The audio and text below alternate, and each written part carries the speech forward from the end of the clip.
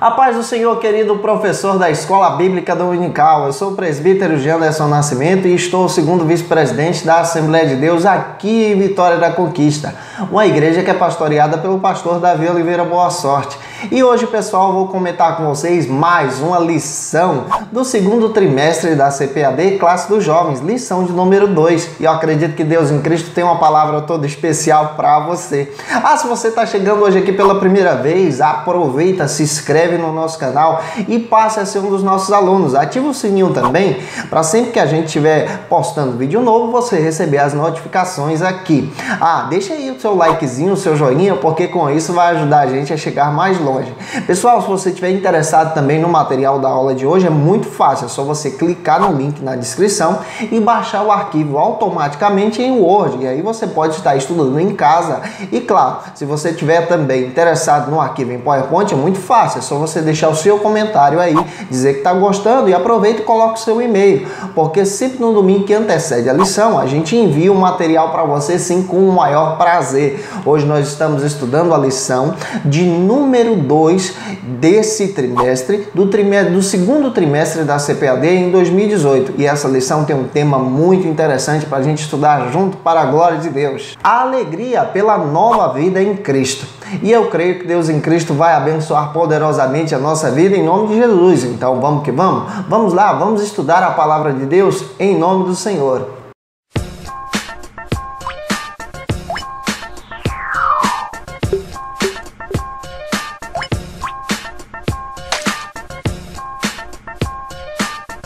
Estamos estudando a lição de número 2, a alegria pela nova vida em Cristo, da classe dos jovens da CPAD. E é claro que essa lição procura trabalhar com você um olhar a partir das epístolas de Paulo que foram escritas à igreja em Tessalônica. Essas epístolas possuem um conteúdo muito precioso que nós já estudamos aqui na lição de número 1. É só você dar uma olhadinha aí na playlist que ela já está disponível para você. Hoje nós estamos olhando e estudando a respeito desse tema, a alegria da nova vida em Cristo. Lembre-se que quando Paulo escreveu essa epístola, ele escreveu para uma comunidade cristã que tinha acabado de aceitar a fé. Em outras palavras, ele estava discipulando aquele povo e ele estava com um povo que tinha acabado de se converter. E é claro que ele está falando a respeito dessa alegria de permanecer em Cristo. O conteúdo da nossa lição é preciso.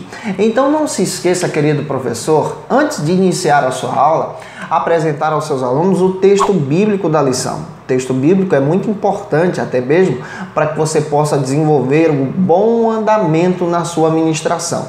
Não se esqueça de apresentar o texto do dia, assim como a síntese. A sua lição também possui 3 objetivos que são claros. Apresente eles para os seus alunos. Não se esqueça de demonstrar também que a sua lição possui 3 pontos. É importante você apresentar os 3 pontos antes da ministração, até mesmo para que o seu aluno fique esperando ponto a ponto na sua ministração de aula.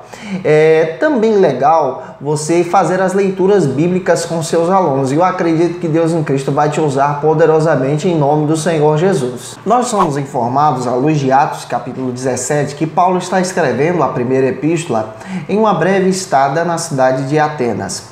Ele escreve essa primeira epístola até mesmo porque ele estava preocupado com aqueles irmãos que tinham acabado de aceitar a fé na cidade de Tessalônica. À luz de Atos, capítulo 17, nós somos informados que Paulo é expulso da cidade de Tessalônica por alguns judeus que estavam ali. Então, Paulo se preocupa com aqueles irmãos que tinham acabado de aceitar a fé. E ele recebe notícias de Timóteo, seu filho na fé, sobre aqueles irmãos que permaneceram firmes em Cristo. E a partir daí ele passa a escrever essa epístola. A primeira epístola possui 5 capítulos. E é interessante que você, querido professor, faça leitura em casa dessa epístola, até mesmo para que você possa desenvolver melhor a sua ministração em sala de aula. A cidade de Tessalônica era a capital da Macedônia. E nós aprendemos na lição passada que a cidade possuía mais de 200 mil habitantes.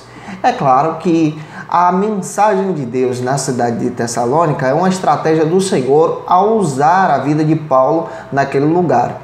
E quando Paulo estabelece uma igreja ali, ele estabelece uma igreja a partir de 3 ministrações que ele realiza na sinagoga durante os sábados. Ele não pôde ficar muito tempo na cidade porque foi expulso. Mas graças a Deus, a partir daquelas ministrações, pregando a essência que é Cristo, pessoas encontraram a fé, pessoas aceitaram a Jesus.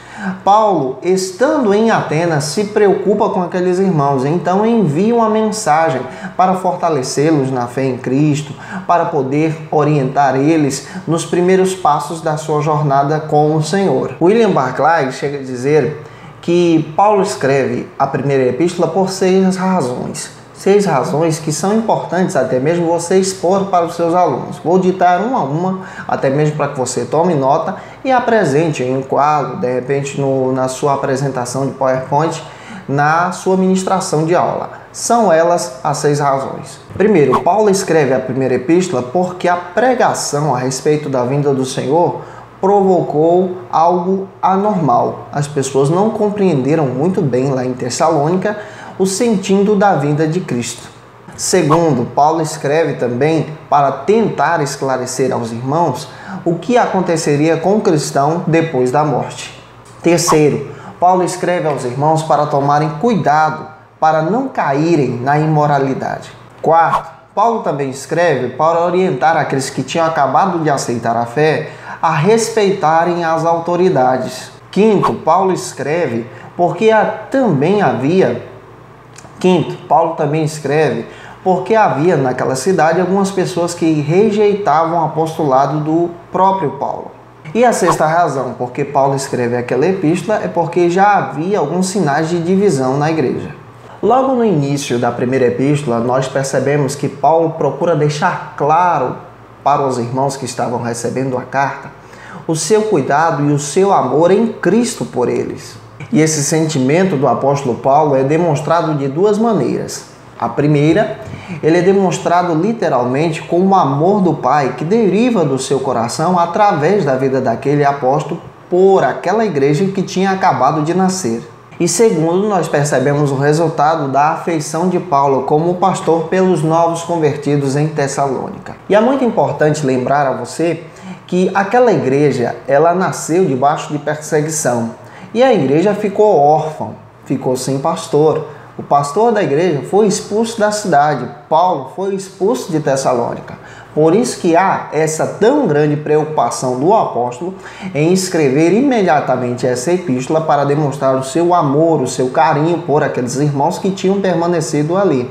E claro, ele escreve essa epístola para esclarecer algumas dúvidas que surgiram através das suas ministrações. Isso é comum, isso é normal, especialmente porque aqueles irmãos estavam recebendo a mensagem, estavam iniciando a fé.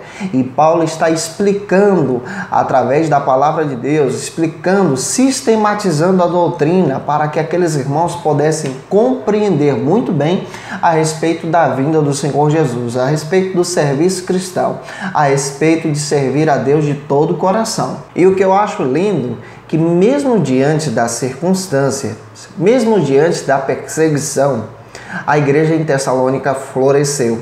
Floresceu para a glória de Deus. Floresceu debaixo de um ambiente de grande perseguição. E nós entendemos a partir da palavra de Deus que é exatamente nesse ambiente que Deus estabelece a sua igreja. Deus estabelece o seu povo. Paulo se preocupa com aqueles irmãos e, como um bom pastor, ele está trazendo orientações para aqueles servos de Deus.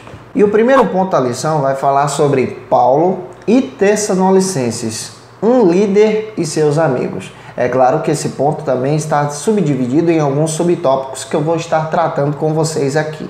E o primeiro subtópico vai tratar exatamente sobre um tema muito importante e relevante para nós. Um líder pode chamar os seus liderados de amigos? É exatamente isso que Paulo faz com os irmãos em Tessalônica. Vamos compreender sobre isso, até mesmo para que você possa aplicar em aula aos seus alunos e eles possam compreender o sentido da palavra de Deus. Não se esqueça de ler o texto, explicar o texto e aplicar o texto. A experiência de Paulo em Tessalônica aponta para um modelo bíblico de relacionamento entre o pastor e a igreja.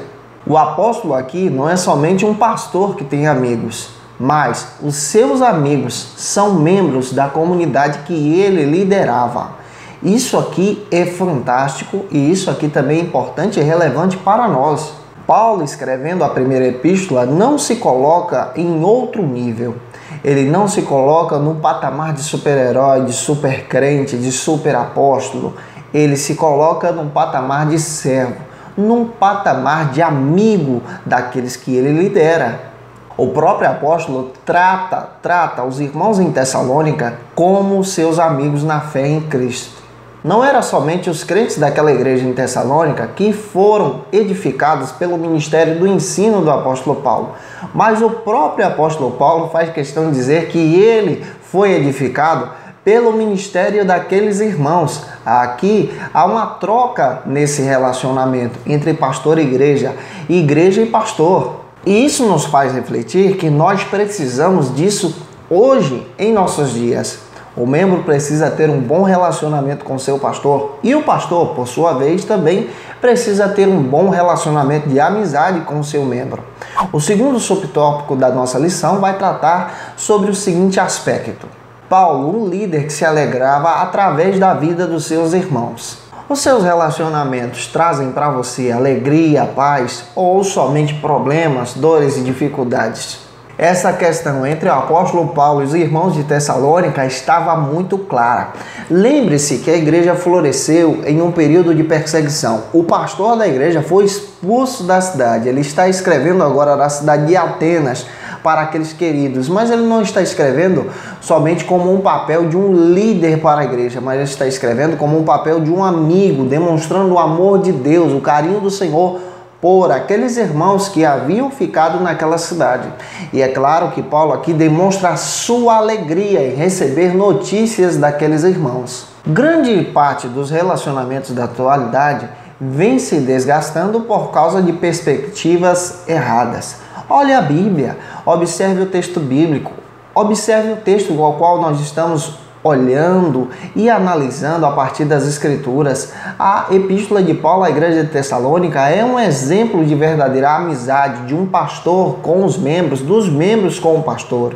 Nós não devemos nos aproximar dos outros apenas visando benefícios, visando coisas e satisfações pessoais, mas nós devemos construir relacionamentos verdadeiros de amizades a tal ponto que produza alegria no nosso coração somente pelo prazer de estar com esses irmãos.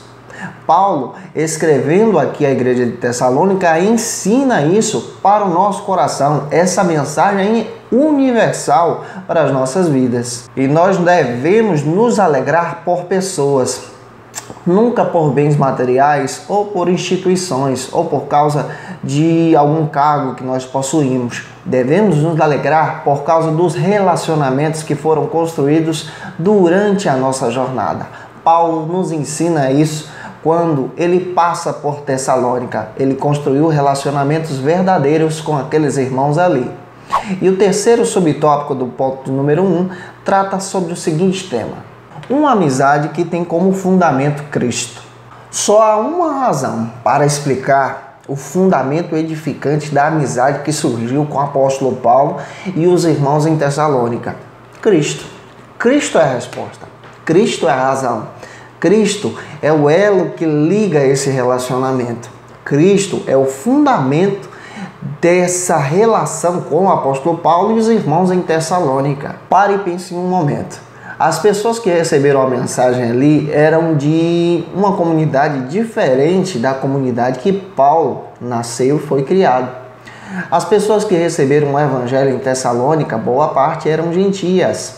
E é claro que Paulo era judeu, mas qual é o elo de ligação que liga os uns aos outros? É Cristo.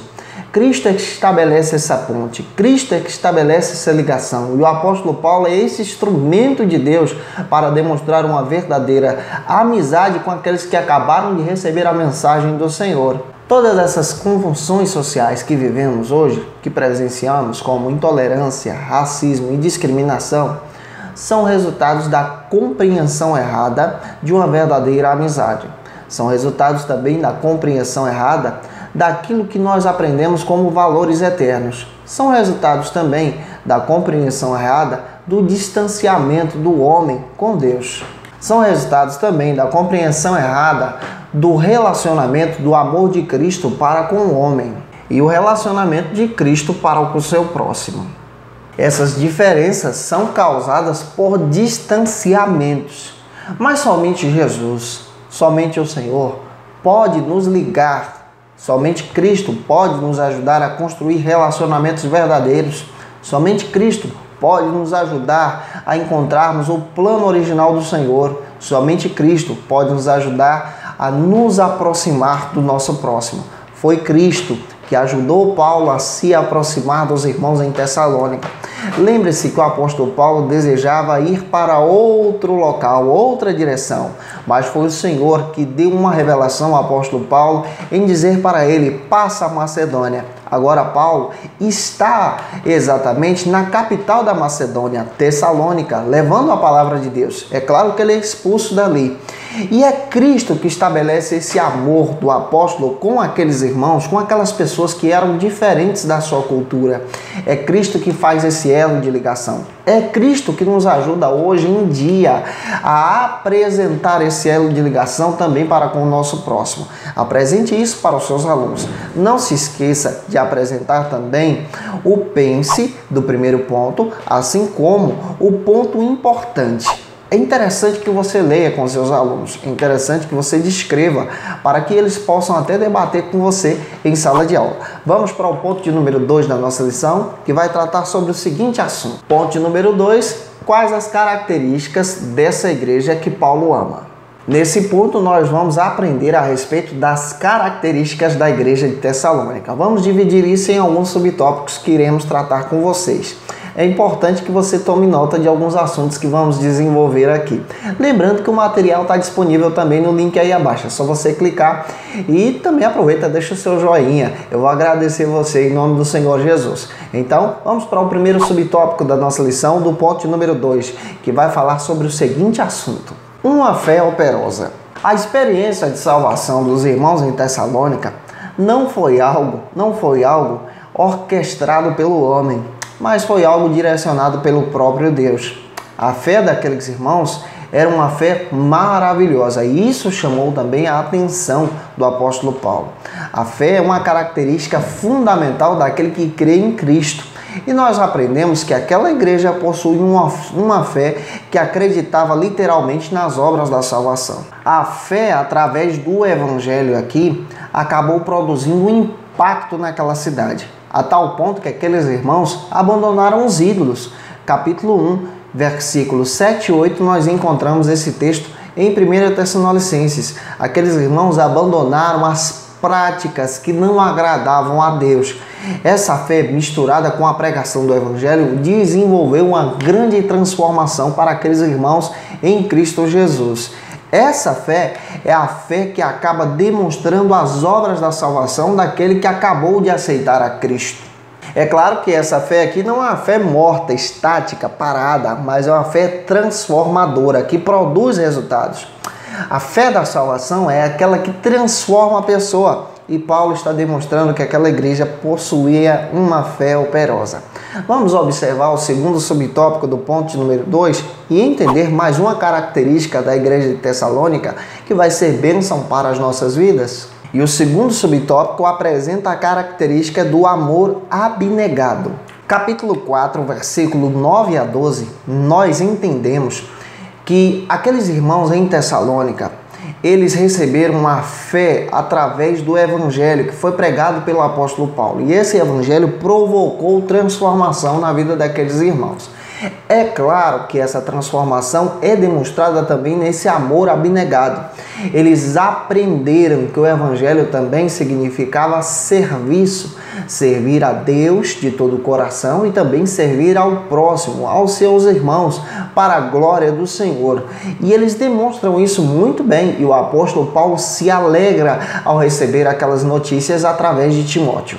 Não há aqui um amor egoísta demonstrado por aqueles irmãos. mas há aqui um amor demonstrado pelo coração de Deus através da vida deles. Eles foram capazes de vencer o ódio, vencer a amargura. Lembre-se que eles nasceram em um período de perseguição, ficaram órfãos, sem pastor, mas eles se tornaram exemplos para toda a comunidade e toda a região, a tal ponto que o evangelho foi pregado por eles ali, e essa igreja floresceu para a glória do Senhor. E o terceiro subtópico do ponto de número 2 vai falar sobre a esperança que não é ansiosa. Aqueles irmãos possuíam uma fé poderosa, possuíam um amor abnegado e agora uma esperança que não era ansiosa. É claro que eles precisam de alguns esclarecimentos a respeito da vida de Cristo, e Paulo trata muito bem isso, sistematizando a fé nessa primeira epístola.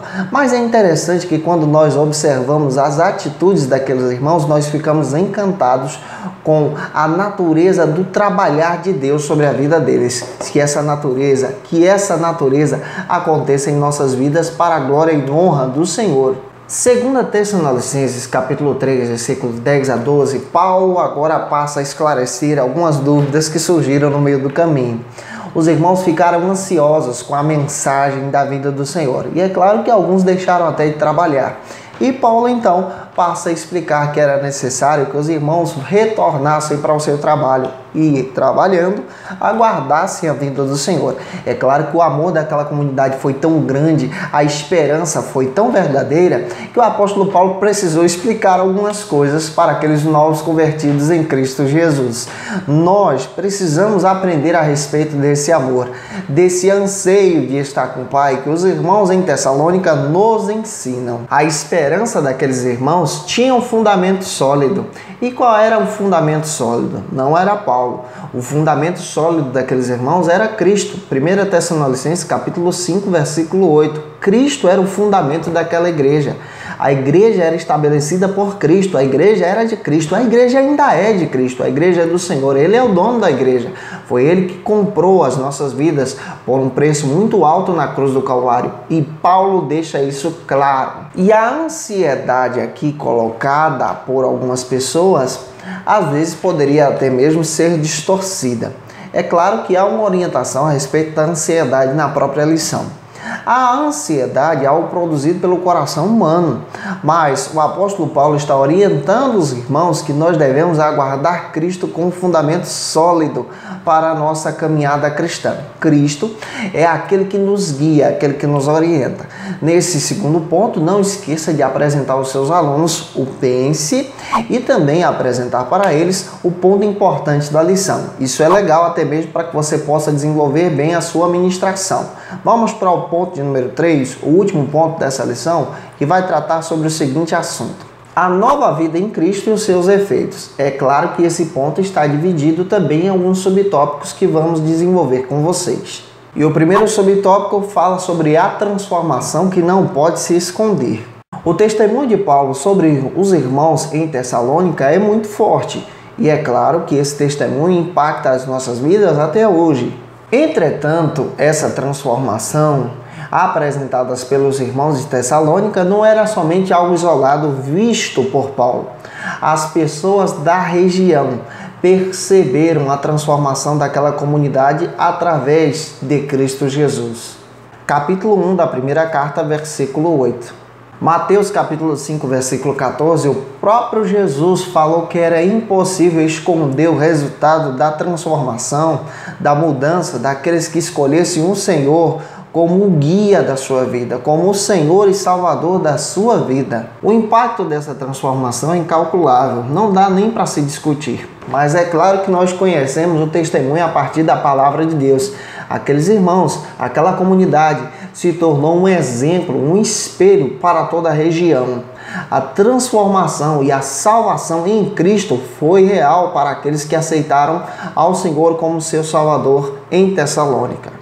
E o segundo subtópico do ponto de número 3 fala exatamente sobre a causa da nova vida. Irmãos, sistemas religiosos não lideram pessoas. Frases de efeito, palavras preparadas, Algo que é feito pelos homens não provoca transformação na vida de ninguém. Somente a genuína palavra de Deus, o genuíno evangelho, assim como foi pregado por Paulo na cidade de Tessalônica, capítulo 1, versículo 5, a essência que é Cristo é que provoca mudanças na vida daquele que recebe a mensagem.